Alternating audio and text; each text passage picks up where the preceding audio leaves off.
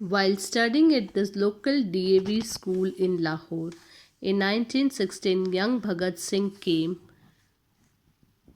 into contact with some well known political leaders like Lala Lajpat Rai and Raj Bihari Bose.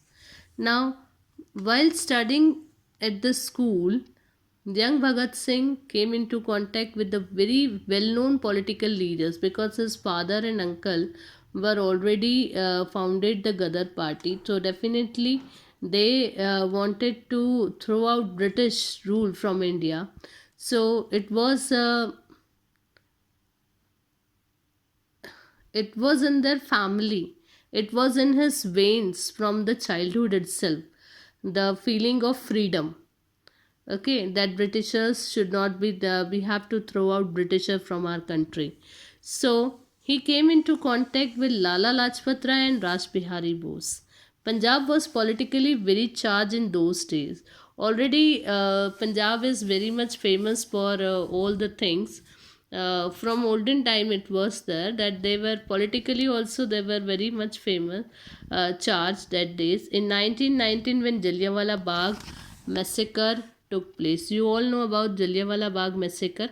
That on 13th April 1919, it was a Baisakhi day, and many people gathered there. And there was the entrance gate was very narrow, and suddenly General Dyer came there and he ordered to fire. Okay, and on the spot 379 people died from that fire, and more than 12 to 1500 people were injured. Okay, and nobody is able to run away from that space because there was very small entrance. I think many of you have seen, and if you get a chance to see that Jallianwala Bagh, just see to it. It was really a great place, and you are able to see that fired also. It was very much preserved. Okay, and it became a very famous place after this Jallianwala Bagh massacre. So that time, what happened? Massacre took place. Bhagat Singh was only 12 years old. That time, Bhagat Singh was very young. He was only 12 years old. The massacre deeply disturbed him. Everybody was disturbed, but he also disturbed deeply. The day after the massacre, Bhagat Singh went to Jallianwala Bagh and collected soil from the spot and kept it as a memento for the rest of his life. Now he went to Jallianwala Bagh, he collected some soil from there and he kept it as a memento for the rest of his life. The massacre strengthened his resolve to drive the British out from India, and now his he was very much he get the strengthened that now uh, to um, we have to throw out the Britishers from our country because they what they have done with the people, those who were there in Jallianwala Bagh. So that incident was a turning point, we can say, turning point of his life.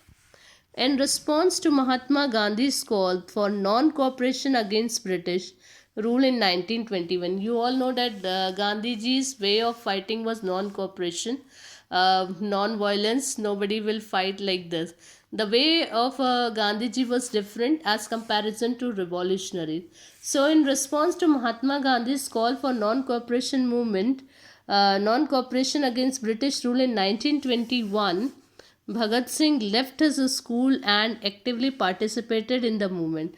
Now, first, Bhagat Singh participated in the movement which Gandhiji had called non cooperation. He left his school, he left his studies, and he participated in it. That in 1922, to continue his studies, Bhagat Singh joined the National College in Lahore. Now, in 19, he left earlier, then again he joined the college, National College in Lahore, founded by Lala Lajpat Rai. That college was founded by Lala Lajpat Rai. At this college, he came into contact with revolutionaries such as Bhagwati, Charan, Sukhdev, and others. Now, at this college, he met this other revolutionary, that Bhagwati, Charan, Sukhdev. Okay, they become his friend.